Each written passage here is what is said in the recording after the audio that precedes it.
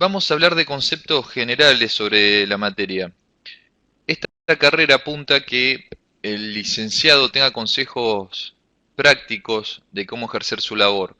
O sea que más allá de la teoría y los datos finos, nosotros tenemos que tener una idea global dentro de la medicina y no un detalle, algo que le permita trabajar a ustedes y les sea útil. Lo mismo va a pasar en el examen. En el examen se van a preguntar conceptos, cosas bien generales. A modo inclusive para aprendérselo, tienen que imaginarlo como ya aplicando en el área esos conceptos, inclusive en el examen lo pueden comentar. Yo este concepto lo puedo aplicar y explicar de tal manera en lo que me dedico y trabajo. Eh, Se agregan a su vez detalles, información teórica durante el cursado, pero para aquel que quiera tener aún más conocimiento porque le interesa mucho el tema o está muy relacionado con su área. Pero es una cuestión de agregar más información, pero no con la idea de exigir que se aprendan todos esos detalles, sino que sean de utilidad para aquel que los necesita. Entonces, teniendo esta idea de concepto general, vamos a hablar de los síndromes demenciales. Los síndromes demenciales, lo primero que hay que hacer que siempre pasa es distinguirlos de, a ver, para que quede claro, de lo que la gente llama un loco, un esquizofrénico en medicina o una psicosis. La demencia significa que hay un daño neuronal en el cerebro. A diferencia de la persona joven, que generalmente se presentan esas otras patologías como esquizofrenias, en donde es un problema principalmente de neurotransmisores, o sea, de problemas de conexión entre las neuronas, pero no significa de que estén muriendo esas neuronas. Puede pasar que esa persona joven a largo plazo con un problema de neurotransmisores se termine afectando ya la neurona en sí misma y muriendo y teniendo una demencia que se llama demencia secundaria, sí puede pasar. Pero lo que se llama síndrome demencial propiamente dicho tiene que ver con enfermedades justamente llamadas neurodegenerativas, donde van muriendo las neuronas. En general, estas enfermedades se dan en personas mayores, pero ojo que depende el tipo de demencia que provoca ese síndrome demencial, hay demencias que ocurren en pacientes más jóvenes. Por ejemplo, habrán leído que la demencia frontotemporal, que es más o menos un 15, un 20% de las demencias, se dan personas a partir de los 50 años y el promedio de inicio es los 60-65 años. Entonces el concepto que antes existía de que las demencias le llamaban demencias seniles y que eran todas demencias asociadas a las personas mayores, no necesariamente es aplicable. Entonces ya el concepto de decir, el síndrome demencial es lo mismo que decir demencia senil, y no es lo mismo. Demencia senil hay que dejar de utilizarlo el término por esto, porque justamente se puede dar también en personas más jóvenes. Bien. Eh, Otro concepto que hay que tener claro es ese síndrome demencial. ¿Qué se le llama en medicina síndrome? Un conjunto de signos y síntomas. Entonces, ¿cuál es ese conjunto? Son principalmente tres esferas que afecta el síndrome demencial. Por un lado, las funciones mentales, las funciones cognitivas. Esas funciones cognitivas, ¿cuáles son? La memoria, el lenguaje, la capacidad de orientarse en tiempo y espacio, la capacidad de tomar decisiones, planificar algo y evaluar esa acción que tuvimos.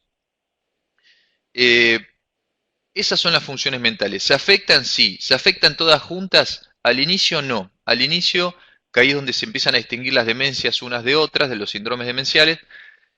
Al inicio se puede afectar, por ejemplo, un tipo de función cognitiva que es la memoria episódica, que se afecta más en la enfermedad de Alzheimer. En cambio, en la demencia frontotemporal o en la vascular se afecta más la memoria del trabajo que la episódica. Ya eso, por ejemplo, este es un dato que ya le estoy diciendo, estoy entrando en detalle para que sepan distinguir. Ustedes como profesionales tienen que conocer la subdivisión de las funciones cognitivas, conocer todos los tipos de demencias. No, tienen que entender el concepto de síndrome demencial, el concepto global. Entonces, el concepto global es que altera las funciones mentales, ¿sí? Sí tenerlas más o menos nombradas porque necesitan saber cuáles son a grandes rasgos esas funciones mentales. Por otro lado, ¿cuál es la otra esfera que afecta el síndrome demencial? La conducta. que le diría que es mucho más importante en la práctica cómo termina afectando al paciente y cómo termina afectando el entorno, el resto de la familia. Porque si se van deteriorando las funciones mentales, el cuidador, el que está al lado, el familiar, intenta ir supliendo ese déficit, ese déficit. Va diciendo, bueno, tiene problemas en la memoria, se olvida de tomar las pastillas, yo le doy las pastillas. Tiene un problema para orientarse en tiempo y espacio, bueno, hay que acompañarlo a todos lados por si se desorienta cuando sale fuera de la casa. Perfecto, uno va supliendo. ¿Es muy difícil de hacerlo? Sí, por supuesto, esto es una estrategia de cuidado. Pero es mucho más difícil cuando empiezan esos trastornos de conducta que te impiden el cuidado de esa persona. Cuando la persona, ¿cómo pueden ser esos trastornos de conducta? ¿Hacia arriba o hacia abajo? Hacia arriba pasa que la persona se empieza a poner ansiosa, agitada, irritable. eh, si sigue el espiral puede pasar que se ponga violenta, tanto verbalmente como físicamente. Empieza, si todavía tiene puede deambular, empieza lo que se llama deambuleo errático. La persona empieza a caminar pero sin un objetivo claro o un objetivo confuso. Entonces es muy difícil mantenerla en un determinado lugar, como puede ser una institución o en una casa, porque es muy difícil contenerla, que inclusive no salga por la puerta y que frenarla no significa una exacerbación de esa agresividad, cuando sabes que saliendo de la puerta y que yendo solo es casi imposible que no termine un accidente y lastimándose la propia persona por no poder circular orientado en tiempo y espacio. Y hacia abajo, que se pone apático, indiferente, con falta de iniciativa, síntomas de angustia, todo lo que tiene que ver con el síntoma más depresivo, ¿bien? Lo típico en la conducta es que fluctúe, que hay horas que uno lo va a ver un poco más agresivo, irritable, excitado, y quizás hay momentos donde va a estar más apático, indiferente y depresivo. Eso confunde mucho a la familia, pues, porque por un momento lo tiene que tratar de una manera, por otro momento tiene que tratar de otra. Esa es la otra esfera que se afecta. Por un lado las funciones mentales, por otro lado la conducta. Y hay una tercera que podemos englobar el resto de los síntomas. El resto de los síntomas, ¿cuáles son? El cerebro maneja todo. Entonces, ¿qué afecta? Afecta, por ejemplo, la parte motora. ¿Todas las demencias afectan la parte motora?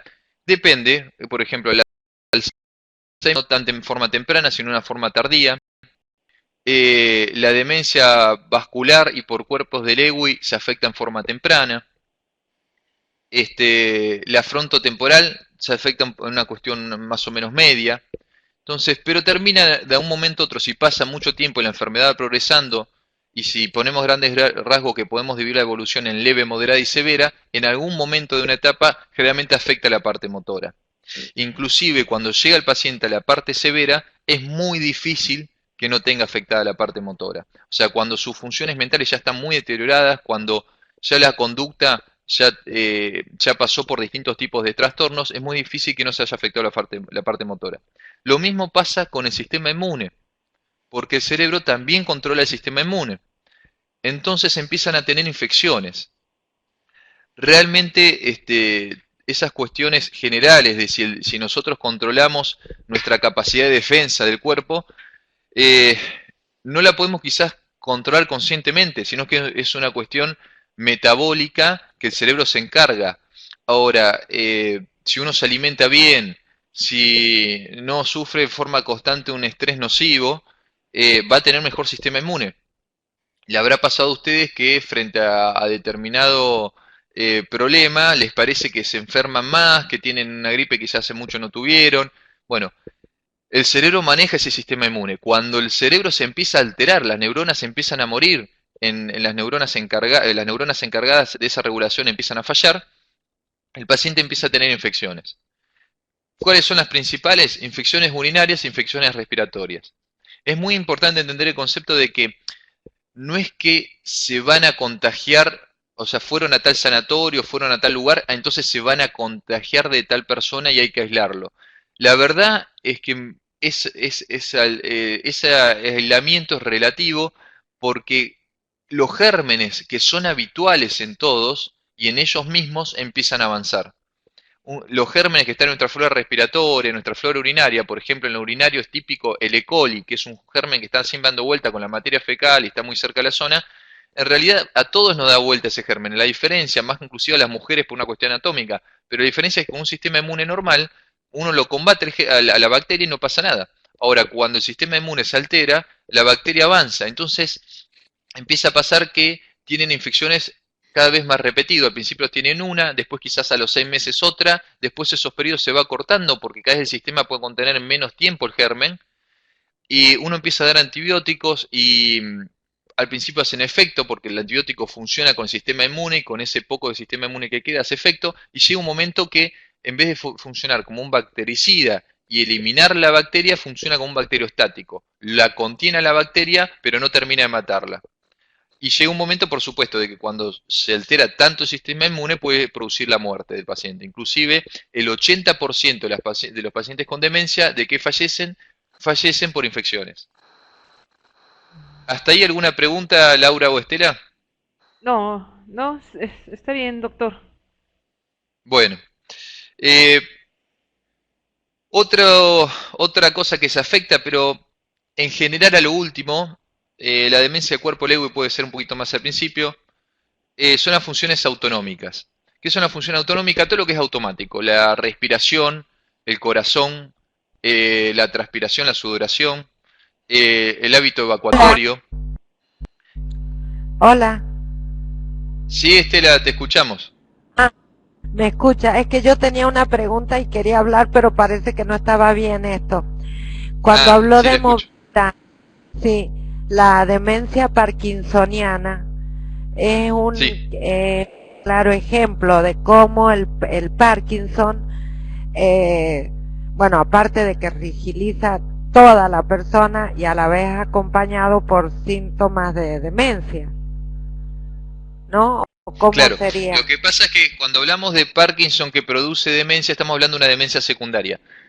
O sea, Ah, primero la persona tiene Parkinson y se afecta exclusivamente el área motora, se llama sustancia nigra, el sector que se afecta y no libera esa sustancia, esas neuronas dejan de liberar dopamina, la cual es necesaria para el movimiento, se afecta en forma concreta, y un promedio más o menos de un 30%, 20%, 30% de las personas que sufren Parkinson pueden además esa enfermedad producir alteración en otras áreas que tienen que ver con la cognición.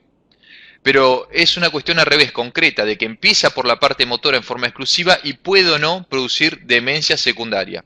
Lo que yo les bien, planteo es que en las demencias primarias, por ejemplo la demencia tipo Alzheimer, que en principio no tiene una afectación motora, después a largo plazo el cerebro, inclusive a los médicos nos es difícil distinguir una vez que la enfermedad está avanzada qué tipo de demencia es, porque la demencia frontotemporal, de Lewy, vascular, cuando el paciente ya está afectado, como tomó la mayoría de las áreas, la única forma de hacer diagnóstico de qué tipo de demencia fue es a través de los familiares que te vayan contando cómo fue la evolución de los síntomas, más algunos estudios que inclusive hasta también es difícil porque hay que pedir estudios más de tipo de investigación de laboratorio, que a esa altura realmente no tiene ningún sentido.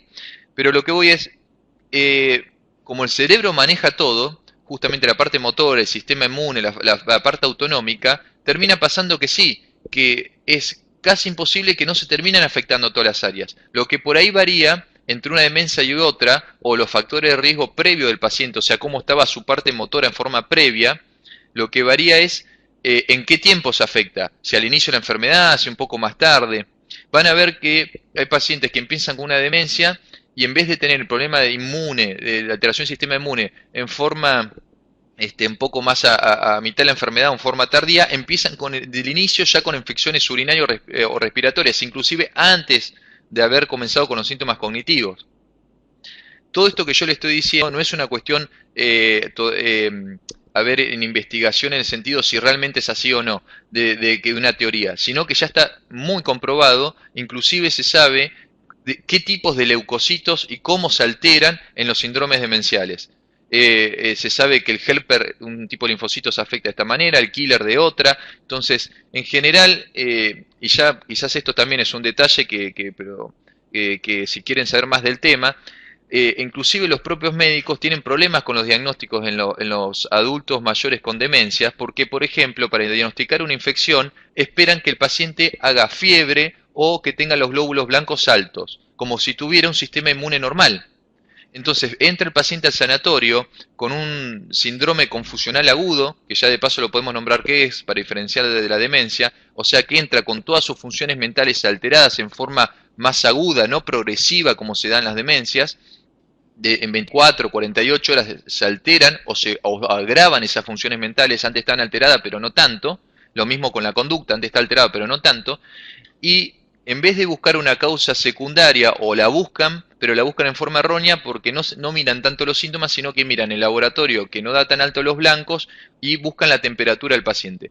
La temperatura se genera a partir del sistema inmune. Cuando uno tiene muy buen sistema inmune, libera interleuquinas que elevan la temperatura. Si el sistema inmune está bajo, o no hacen temperatura o hacen muy poco, le dicen que es una febrícula y le dan el alta.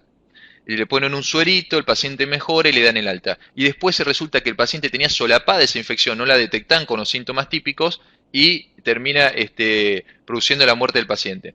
Fíjense, este es un caso, una cuestión práctica de cómo se da la alteración en el sistema inmune y cómo confunde tanto.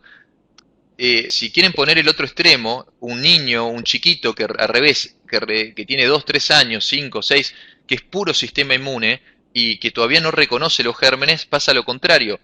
Al contacto con el germen, eleva muchísima temperatura porque tiene muchísimos glóbulos blancos y no conoce ese germen. Entonces tienen 39, 40 grados de temperatura el chico y quizás no es todavía para asustarse tanto porque es bastante típico, porque no lo conoce y porque tiene mucho sistema inmune. Lo contrario pasa con el adulto mayor con una demencia y con el sistema inmune alterado, ¿sí? Ya para distinguir también el síndrome confusional agudo, que es muy importante, usted como licenciado les va a pasar que van a ir a ver un determinado caso, una familia, y le pueden llegar a plantear, miren, mi mamá, mi papá, le está pasando algo, me dijeron que puede ser una demencia senil, porque generalmente usan ese término, y acuérdense que entonces demencia senil ya no se usa más el término, sino que son síndromes demenciales, y ustedes tienen que por lo menos, no como médico, le digo hacer un diagnóstico, sino orientar al paciente para que por lo menos vaya a la consulta del médico. Y eso ya es muy importante porque si no nunca llegan al médico si nadie lo identifica. Entonces, si ustedes ven bien, le dicen al familiar, ¿cuánto hace que se alteraron las funciones mentales? Y le dicen, no se empezó hace una semana. ¿Cómo hace una semana? ¿Hace tan poquito? O ni hablar si le dice hace 24 horas. Entonces, ¿tan poco? Sí, tan poco. Y él antes, le empiezan a preguntar, ¿cómo se desenvolvía? No, él antes hacía sus trámites, vivía solo. Nosotros los veíamos de vez en cuando porque tenía algún problema motor y le costaba caminar, pero se desenvolvía solo. Bien, y ahora no, ahora nos desconoce, le cuesta hablar, está alterado el sueño, se despierta a cualquier hora o no puede dormir en estos días. Bueno, eso es lo que se llama síndrome confusional agudo. Hay algo a esa persona que le está alterando en forma aguda las funciones mentales. ¿Por qué es importante que le resalte esto? Porque eso es una urgencia médica. El síndrome confusional agudo hay que internarlo y ver qué causa secundaria está produciendo esa alteración en su cerebro. Y aunque digan, bueno, pero parece un tema muy médico, sí, el tema es que es muy habitual, se ve siempre. Es muy habitual que crean que es a partir de que porque está grande y no sé, le habrá pasado algo y está viejito, entonces se alteraron las funciones mentales, cuando en realidad hay una causa como una neumonía, una infección urinaria que le está produciendo eso, que quizás es tratable y reversible. ¿Bien? Inclusive, respecto a ese síndrome confusional agudo, imagínense que lo grave que es que el 40% de los pacientes con esto fallecen. Y le estoy diciendo que es muy frecuente. Es muy frecuente. Es una causa muy común de fallecimiento en personas en adultos mayores. A su vez, desde el otro 60% que no fallece, un 30% deja una secuela, o sea, ese trastorno agudo empieza a quedar con una cuestión crónica, que puede ser que quede con una secuela total, con una alteración de su conducta y sus funciones mentales, o puede pasar de que quede una secuela más leve, pero quede una secuela. Y un 30% revierta el estado previo. Y lo último sobre esto síndrome confusional, todos los adultos mayores van a hacer un síndrome confusional si tienen una infección urinaria, una infección respiratoria. Ojo que también lo producen las fracturas de cadera, lo puede producir una erisipela. Cualquier cosa que altere el metabolismo en forma sistémica y grave, por ejemplo, ustedes pueden preguntarme qué tiene que ver la fractura de cadera con el cerebro. Lo que pasa es que produce trastornos inflamatorios, produce sustancias que terminan atravesando la barrera mantocefálica del cerebro, entra y lo termina de confundir. Ahora, a todos, si ustedes se fracturan la cadera, yo me fracturo la cadera, ¿voy a tener un síndrome confusional? No, como mucho, puedo tener una desorientación, pero más por la emoción y la conducta, el shock, pero no por la patología en sí misma. ¿Por qué? Porque mi cerebro, por más de que esa sustancia inflamatoria entre, está preparado para soportar y adaptarse. Ahora, en general, es su conducta. Ya venían en sus neurotransmisores, ya venían muriendo algunas neuronas, pero no se lo había diagnosticado en forma que esto era una patología. Ahí sí, cuando el cerebro ya estaba algo dañado, cualquier cuestión externa lo termina de hacer el desbalance. Entonces, el síndrome confusional, una vez que se trató la emergencia, que es ver qué le está produciendo esa alteración y ese agravamiento, después lo segundo que hay que ver es por qué en esa persona pasó eso. Seguramente esa persona no tenían detectado ya una alteración previa en sus funciones mentales, aunque sea leve, y en su conducta, y quizás ya estaba desarrollando un síndrome demencial. ¿Bien? Bien. Sí, ¿Hasta ahí tienen claro lo que he dicho o surgen preguntas? No, está todo perfecto. Está bien, doctor, gracias. Muy bien. El otro concepto, el tercero que es interesante desarrollar, hasta ahora hablamos de los síndromes demenciales y el síndrome confusional. El otro que es importante es el previo al síndrome demencial. Ustedes habrán escuchado decir principio de Alzheimer, ¿sí? En general en medicina la palabra principio por ahí la usan los médicos, pero es una palabra medio abstracta y difícil de aplicar el principio. Uno puede entender principio como en la etapa leve del Alzheimer, ¿sí? Bueno, entonces hay que decir, está en la etapa leve de Alzheimer. Entonces, ¿pero por qué es importante? Porque vos ya diciendo esa palabra estás diciendo algo muy importante y grave, que es que la persona tiene Alzheimer, solamente que está en la etapa leve. Lo que no hay que confundir con principio o la etapa leve es el deterioro cognitivo leve. ¿Qué es el deterioro cognitivo leve? Es cuando alguna de esas esferas que yo le nombré, en la conducta, en la función mental, las funciones mentales, se afecta alguna, en alguna función particular generalmente, pero no llega a afectar las actividades de la vida diaria de la persona y su vida social. Justamente para establecer cuándo entonces empieza la demencia, cuándo ese déficit es lo suficientemente importante para decir esta persona ya tiene una demencia, es un concepto ambiental. Es cuando esa alteración en las funciones mentales o esa alteración en la conducta ya es lo suficientemente grave como para que la persona se le acaben las estrategias para seguir con su vida en forma diaria y sin inconvenientes. En general, ya cuando es suficientemente grave esa alteración, el que está en el entorno, el que está alrededor, le empieza a dar una mano y ayudarlo, o empieza a identificar el problema y lo empieza a llevar al médico. Y pasa lo contrario con el paciente. Deja de darse cuenta de a poco qué es lo que le está pasando. ¿Bien? Toda esa etapa previa, antes de ese cambio en su ambiente, de que se le acaben las estrategias para seguir con su vida sin problema, toda esa etapa previa se llama deterioro cognitivo leve. Uno puede tener una alteración en la memoria del trabajo, que es una memoria muy cortita que dura unos segundos, pero se las ingenia para cada vez que le dicten un número de teléfono, anotarlo rápido, no olvidarse y listo. Usa una agenda, usa el celular, usa estrategias. Y inclusive, si tenemos suerte, se divulga, que se divulga más, ahí ya el paciente empieza a consultar. Dice, mire, yo detecto algo que no sé si es por una falta de atención, si es por una cuestión de estrés, que es lo que tiene que diferenciar el neurólogo, o si realmente es porque está fallando esa área en forma leve. Entonces el neurólogo tiene que hacer ese diagnóstico, se hacen con test cognitivos, con estudios y lo más importante, escuchando al paciente y evaluando los síntomas. Entonces a partir de ahí se hace el diagnóstico de deterioro cognitivo leve. El deterioro cognitivo leve sí o sí tiene que evolucionar a demencia. Hay una alta tasa, pero por suerte se reduce más con medidas preventivas. Que ahí y entonces vamos entrando ya un poco en el tratamiento de esta enfermedad. Esta enfermedad entonces decíamos que es crónica, que crónica en medicina, el más o menos, en forma arbitraria se dice que es cuando se superan los 6 meses. Bueno, las demencias, para considerarse una demencia que no tenga una causa justamente en general secundaria, sí, por supuesto que tiene que ser la evolución mayor a 6 meses en forma progresiva. Si se da muy rápido, en 2 o 3 meses, es muy probable que sea o una demencia secundaria o hay una causa externa que te la está produciendo, ¿sí? Bien, que puede ser un tumor, que puede ser una cuestión infecciosa, que pueden ser pequeños accidentes cerebrovasculares, un accidente cerebrovascular importante. Bueno, si no pasa eso, la enfermedad se va dando en forma incipiente y progresiva. Entonces, otro concepto grave de general de esta enfermedad es que, excepto un 1% de esas patologías secundarias, como puede ser un tumor que se puede tratar o una infección que se puede tratar, el resto, el 99%, no tiene cura.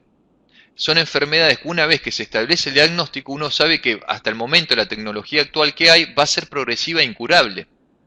Por eso es tan importante el diagnóstico, por eso es tan importante sentarse el médico, hablar y de forma lenta, inclusive que no sea choqueante para la familia lo que uno está diagnosticando. Uno no puede decir, te doy la pastillita porque tiene una demencia, Alzheimer, y bueno, anda contándome qué pasa y anda a tu casa. Porque es un cambio grosero en la vida de esa persona y grosero en la vida del entorno alrededor. Entonces tenés que tomarte tu tiempo, inclusive si la institución, el médico tiene la suerte de trabajar en forma interdisciplinaria con un psicólogo, un equipo bárbaro. Si no lo tiene, el médico mismo tiene que tomarse el tiempo para escando en charla, y lo mismo ustedes como licenciados. O sea, justamente ese rol interdisciplinario, si nosotros tenemos cada vez más gente recibida en lo que ustedes dicen, para poder justamente ustedes encargarse de decir, miren, yo tengo el concepto general de la enfermedad, el médico ya se la diagnosticó, y ir ayudando a la persona y a la familia en la evolución de esa enfermedad, ¿sí? Y ir contándole, inclusive adelantándose, miren que va a pasar esto, miren que puede pasar lo otro. La anticipación, eso está estudiado como detalle aparte, la anticipación para el cerebro es buena. Saber que algo me va a doler, duele menos.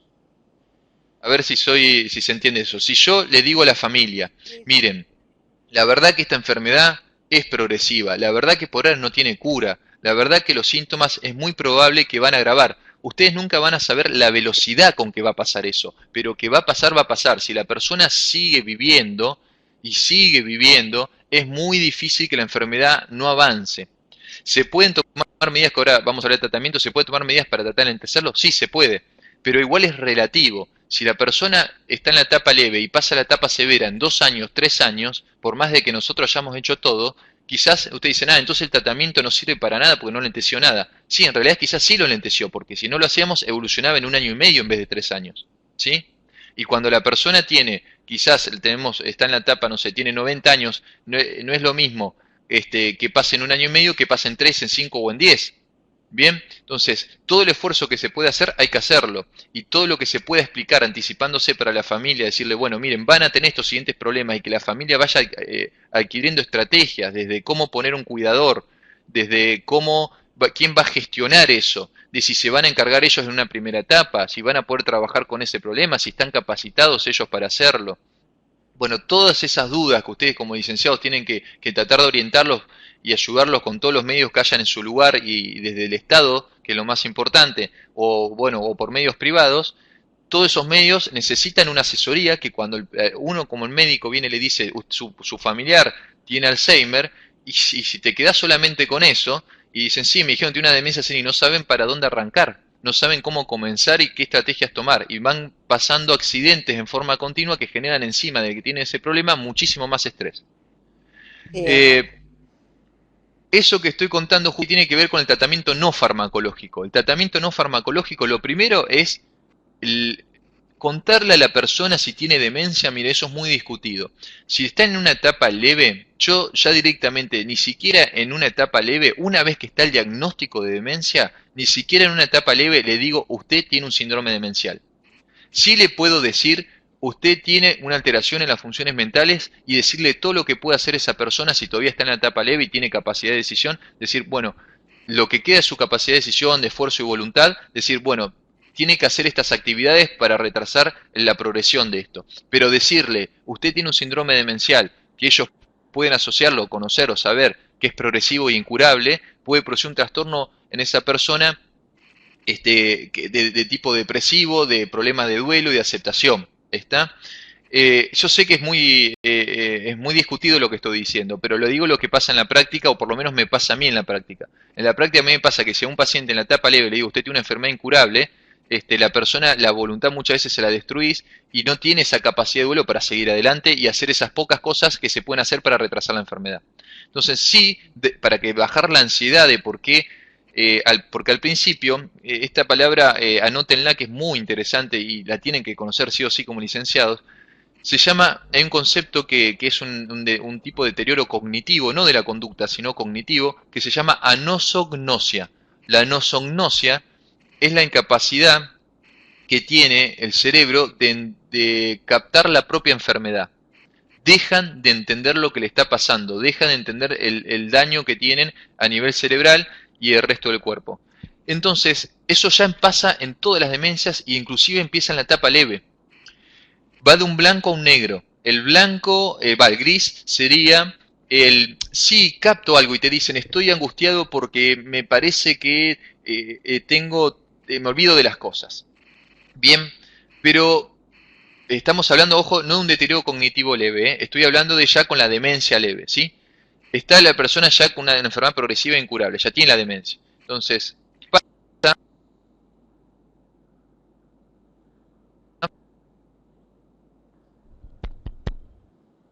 Bueno, Hola, sí, Estela, hola, se como que se atoró cortó.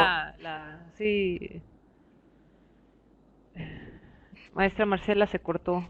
¿me escuchan ahí? Perdón, se cortó. Sí, Sí, sí, ahí sí, sí. ahora sí. Ok. Ahora sí, sí, se cortó por un ratito. Por ahí. Les decía que esta nosognosia, ya cuando el paciente ya tiene un síndrome demencial, ¿sí? Ya empezó la enfermedad, produce eso, que hay una queja al principio, hay una queja, pero como que uno ve que no entienden la gravedad de la cuestión.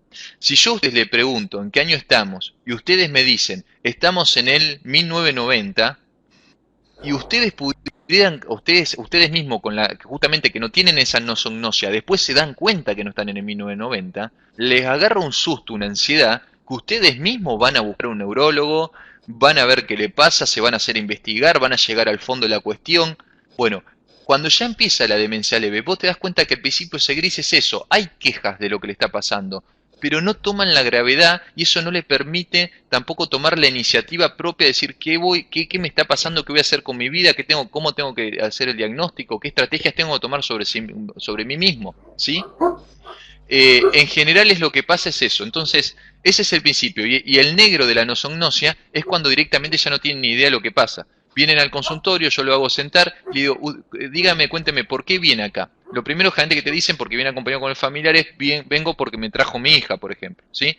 Pero ustedes dicen, bien, ¿usted cómo se siente de la cabeza para arriba? Y un 9 un 8 bien. ¿Y eso qué significa? Que usted no tendría que venir acá por una cuestión de sus funciones mentales. No, no, doctor, yo estoy bárbaro. A ver, ¿y en qué año estamos? Y también te dicen 1990. ¿Y sus padres viven? Sí, viven. Y los padres fallecieron hace 30 años. Entonces no dejan de captar la gravedad de la cuestión. Por más de que uno les diga, tu papá falleció, no estamos en ese año, dejan de captarlo y entienden que al revés, la mayoría están confundidos que ellos también, porque es lo mismo que a ustedes en este momento le diga que ustedes tienen Alzheimer. Y si yo se los digo a ustedes, ustedes van a decir, no doctor, pero yo no tengo nada. Cuando la noxognosia es severa, esa es la sensación que le da a ellos. La sensación de decir, no sé qué me dicen. Y ahí viene el problema, ¿por qué le explico tanto esto? Viene el problema para el cuidador y el familiar. Porque, ¿cómo haces para cuidar a alguien que no sabe lo que tiene? ¿Cómo haces para acercarte a cuidar a una persona que cree no necesitarlo? ¿Bien? Y ahí es donde viene el conflicto de relación amor-odio muchas veces con el cuidador, el familiar, el ser querido. Porque tras que se desvive, tras que es un problema muy difícil de tratar y cuidar a esa persona, de golpe esa persona no puede ni agradecerte porque no sabe lo que tiene. Tampoco muchas veces te impide, por ejemplo, quieres salir solo a la calle y sabes que sale solo a la calle y da la vuelta a la esquina y ya no sabe cómo volver y puede terminar en cualquier cosa grave para él y para los demás. Y cuando vos querés impedirlo, esa persona se pone agresiva o te ataca. Entonces, yo ojo que estoy generalizando, hay distintos niveles, distintas formas. Al principio les va a costar decir, che, tiene una nosognosia o no, porque al principio es muy difícil. Cuando todavía no tienen la nosognosia, en el deterioro cognitivo leve. En el deterioro cognitivo leve, justamente, yo tengo muchos pacientes que por suerte en esa etapa ya consultan. Dicen, doctor, me parece que estoy fallando en tal área. Ahí todavía la nosognosia no empezó. Detectan su propio déficit y están muy angustiados por eso, ¿sí? Por eso, no significa que la demencia leve no se angustie. Se angustian, pero no tienen la capacidad para detectarlo a nivel que tendrían que detectarlo, y eso le impide tomar decisiones sobre sí mismos. Entonces, todo esto es tratamiento no farmacológico. Entender esto, apoyar a la familia, empezar a tomar estrategias a medida que evoluciona la enfermedad con todo lo que están aprendiendo en esta licenciatura, es parte del tratamiento no farmacológico. Otra esfera del tratamiento no farmacológico, además de la asesoría, sí, ya es sobre el propio paciente. Es entrenar y estimular las funciones cognitivas todo lo que se pueda. Cada vez esto está avanzando mucho, hay centros especializados. Sigue habiendo lo que se llama centros de día, centro para mayores. ¿Son buenos? Sí, son buenos. Lo ideal es que cada vez avancen más, que tengan un equipo de neurólogo, un equipo de salud alrededor, que realmente sea bien específico el entrenamiento individualizado, ¿bien? Pero bueno, todo lo que se pueda hacer para estimular a ese paciente, hay que hacerlo, ¿sí? Para tratar de que las neuronas que están sanas, que aún no murieron, se conecten lo mejor posible y que en la balanza de la enfermedad no se note tanto. Y después del tratamiento además no farmacológico viene el farmacológico. Este se lo voy a resumir muy cortito porque les vuelvo a decir, como licenciados, es para un conocimiento general, déjenselo al médico. Lo que tienen que saber es que más o menos se manejan 3 tipos de medicamentos, áreas. Una se llaman benzodiazepinas, que habrán escuchado clonazepam, lorazepam. Las benzodiazepinas lo que hacen es tratar de disminuir la ansiedad, pero más que nada inducir al sueño para que la persona duerma. Después hay otros medicamentos que son los antidepresivos. Los antidepresivos intentan los síntomas que van hacia abajo en la conducta, levantarle el ánimo, y tiene que estar muy bien indicado por el médico, porque si no, el efecto adverso de esos antidepresivos, que al revés, que el paciente se pase y se excite mucho. Y lo otro que sí se usa muchísimo son los antipsicóticos. Los antipsicóticos intentan disminuir la agresividad, el delirio, la irritabilidad, se intenta, porque el efecto secundario igual es ese, intentando de no producir sueño en la persona, de que la persona siga vigil y despierta, ¿sí? Todos esos medicamentos tienen todos efectos adversos. ¿Cuándo hay que usarlos? Cuando la persona es tanto el trastorno de conducta que impide el cuidado, cuando se te acaban las estrategias no farmacológicas, si una persona está excitada y resulta que con una terapia musical, si tenés la suerte, ¿no? Estoy hablando si tenés el lugar, la institución o alguien cercano, y que resulta que con determinada profe de música se engancha en esa actividad y venía excitado y calma su excitación, porque se atrapa en esa tarea, perfecto, eso es un tratamiento no farmacológico. Le digo que es muy habitual que funcione, pero también es muy habitual que pase lo contrario, que por más que venga la profe de música, que vengan terapistas, kinesiólogos de ejercicio, el paciente está agresivo y excitado, porque esa área está fallando. Cuando ya impide esa agresión, esa excitación, ese ambuleo errático, el cuidado, ahí sí o sí hay que medicarlo, porque es lamentablemente la espada contra la pared. Tenés que elegir la falta de cuidado de esa persona y que termine mal él y el resto de la familia, o medicarlo con los efectos adversos que involucra, intentar reducirlos todo lo que se puede, esos efectos adversos, y haciendo, más que importante para el médico elegir la medicación, que hay que tener conocimiento, por supuesto, es el seguimiento evolutivo de la persona, el estarle detrás para ajustarle esa medicación, que por ahí es muy difícil. Entonces, generalmente cuando ya el control es muy continuo, es casi imposible por consultorio, y hay que internarlo y seguirlo de cerca. Y ahí donde es un criterio quizás de internación, ¿sí? Y bueno, siguiendo ya con la internación, para ir finalizando. A ver, la internación justamente, ¿cuándo se da? La internación del paciente con demencia, a nadie, para que entiendan una idea, a nadie le gusta internar a nadie le gusta tomar medicación. La familia dice, no, que yo me siento mal por internar, no me siento mal por la medicación. Todos nos sentimos mal. Lamentablemente dependemos de un avance tecnológico. A ver, para ser crudos pero realistas, hasta hace 100 años o 150 años hacían lobotomías o usar chaleco de fuerza. ¿Por qué? Porque no había neurolépticos, no había antipsicóticos para evitar esas medidas. Ahora nos parece un horror, pero en ese momento, más allá de que lo pueden haber aplicado bien o mal, le estoy diciendo, era lo único que existía. Entonces el paciente totalmente agresivo, psicótico, malo, un paciente inclusive joven, no estamos hablando de las demencias, esquizofrenias, se usaba esto para poder frenarlo, porque no podían contenerlo, ¿bien? Porque podía lastimar a la otra persona, ¿bien? Entonces, Ahora, a partir de la medicación, por supuesto, todo siempre tiene su lado negativo y están los efectos adversos, pero por lo menos tenemos un medio menos invasivo y cruento. ¿Sigue siendo cruento? Sí, pero no al nivel de antes. Ojalá que de acá a, yo creo que muy poco, 10, 15, 20, 30 años, ya esto nos parezca grotesco. Decíamos, ¿te acordás cuando damos un medicamento que iba por todo el sistema arterial y se mezclaba por todo el cuerpo? Nos va a parecer antiguo. Ahora es lo que hay. Cada vez se trata de ser más específicos esos medicamentos, pero es lo que hay. Entonces, eso hay que explicárselo así como se lo estoy explicando en forma simple a la familia para que lo entienda, para sacarle esa angustia encima, que es las cuestiones que existen. Entonces, lo mismo pasa con la institución. A nadie le gusta internar al paciente, pero cuando esa persona empieza a necesitar un equipo de salud alrededor, empieza a necesitar un médico en forma más continua, un kinesiólogo, un terapista, enfermeras, que es lo más importante, y cuidadores para que asistan a la persona, generalmente ya muchísimas horas o las 24 horas, es imposible que la familia esté preparada para eso. ¿Puede un familiar dedicarse exclusivamente las 24 horas a su ser querido? Sí, puede. ¿Se lo recomiendo? No. ¿Es una buena persona por intentar hacerlo? Sí. Pero ojo que quizás si no tiene, quizás lo está haciendo porque no tuvo esta charla. Los países que están muy avanzados terminan apoyando a esa persona. Por ejemplo, a ver, le digo un ejemplo de Canadá. ¿Canadá qué hace? Cuando el familiar, Canadá te cubre, te pone los cuidadores, los capacita y te los pone. Te pone el cuidador, te pone el enfermero si es necesario, te lo arma. Si todavía se puede, no necesita un equipo de salud muy grande en la casa, en el cuidado ambulatorio, y si ya es muy grande, lo hace en una institución. Si el equipo de salud es muy grande, lo hace en una institución porque no se puede armar una institución en un domicilio. Yo momento que el límite es hasta físico del lugar, ¿bien? Entonces, además de costoso, por supuesto, porque es todo individualizado. Entonces, en Canadá, al familiar que quiere ser cuidador, se le paga un sueldo, porque si no tendría que cubrirlo el Estado. Entonces, ¿qué dicen? Bueno, mira, esta persona la capacitamos al familiar para eso, primero lo capacitamos, le damos todas las herramientas para que lo pueda cuidar, que lleva un proceso, no sé cuánto será, pero 6 meses, lo que lleve la capacitación para poder tener todo ese conocimiento de cuidador de ancianos.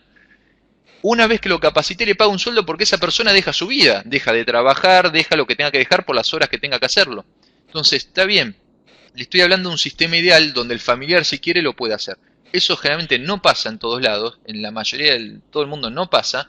Entonces, el familiar termina haciéndolo como puede, termina faltando a su trabajo y encima estamos hablando de alguien que estamos obligándolo a tener o está obligado a tener una vocación de cuidador o de enfermero cuando quizás nunca la tuvo.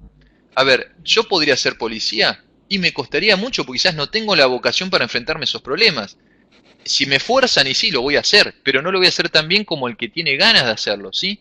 Bueno, nosotros, eso produce el no tener ganas, no tener vocación, no tener conocimiento, produce mucho estrés, lo que se llama sobrecarga del cuidador. Entonces, lo que mismo que pasa en sobrecarga muchos trabajos. Entonces, si nosotros decimos a la persona, tu mamá tiene Alzheimer, no seas malo, cuídalo vos, no solamente le estamos afectando a esa persona, a ese familiar, sino que encima lo va a terminar cuidando mal, porque no lo va a poder hacer, va a ser un momento que va a fallar porque el estrés lo va a superar.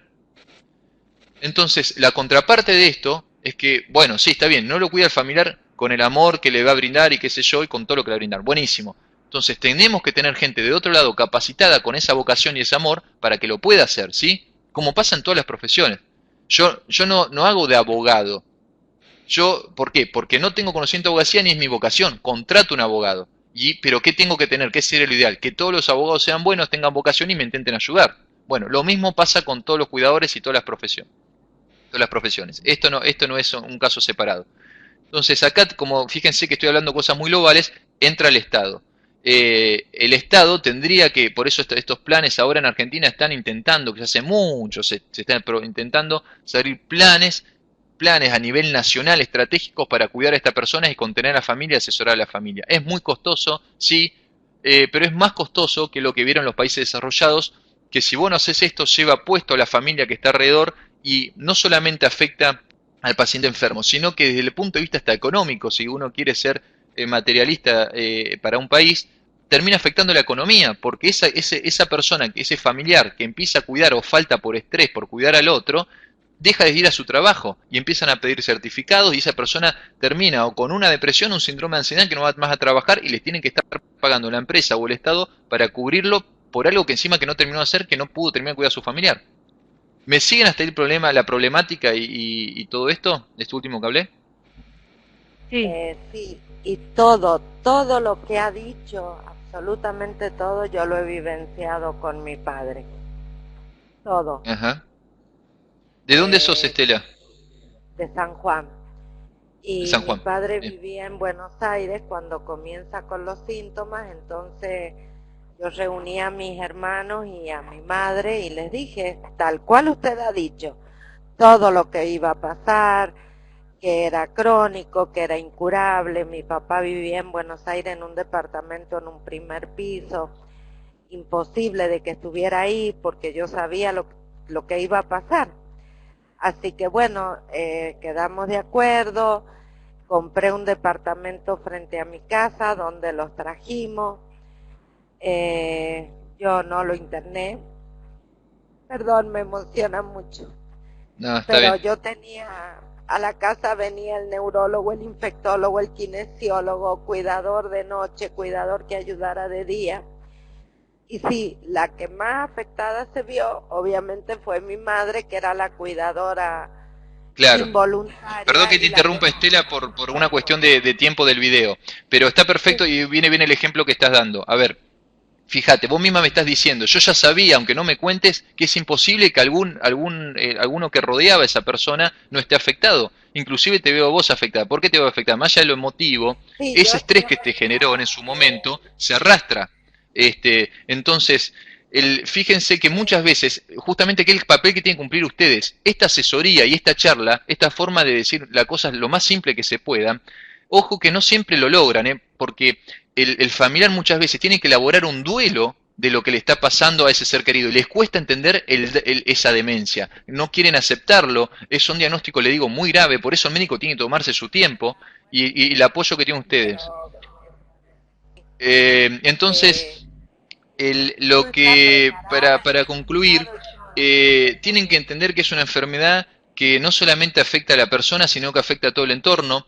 La verdad que cuando Sí, uno las cosas están bien hechas en una institución, muchas veces justamente si hablamos de un geriátrico, uno escucha la palabra y da miedo, pero porque las cosas están mal hechas, no tendría que pasar eso. Hay países donde la verdad que me dan ganas hasta de irse uno de vacaciones al lugar como es, está muy bien planteado, tienen muchas actividades, muy cómodo, muy lindo. Por supuesto, todo eso requiere una administración de la salud de ese país muy buena, ¿sí? Con buenos recursos y puestas las cosas donde tienen que estar. Esa persona que trabajó en general toda su vida para poder después descansar y tiene la mala suerte de tener esta enfermedad y los familiares la mala suerte de tener un familiar así, entonces necesitan ese apoyo del Estado y el apoyo profesionales como ustedes. acá Así que están bueno, todos entiendan el como los concepto que... general, así es como se plantea en el examen y así es como tienen que saber las cosas. Lo que no pueden dejar de saber son los conceptos generales, los detalles, tipos de demencia, especificaciones de tratamiento, todas esas cosas, lo mismo a pasar en la vida diaria, si las saben mejor, pero ya pueden derivarlo. Lo que no se le puede pasar por alto a ustedes son los conceptos generales, ¿sí? Me alegro Perfecto. si le resultó interesante la charla y le agradezco la asistencia y la participación. ¿eh? Clara. Nos estamos viendo Y después Gracias. en los digno foros, ¿sí? hijo de Gracias. su papá, porque explica también como su papá, Bueno, divino. muchas gracias. Bueno, gracias. Hola Laura, chao. Bueno, muchas gracias. Bueno, gracias Muchas doctor, gracias y nos nos vemos. vemos Gracias después. a Adiós. todos.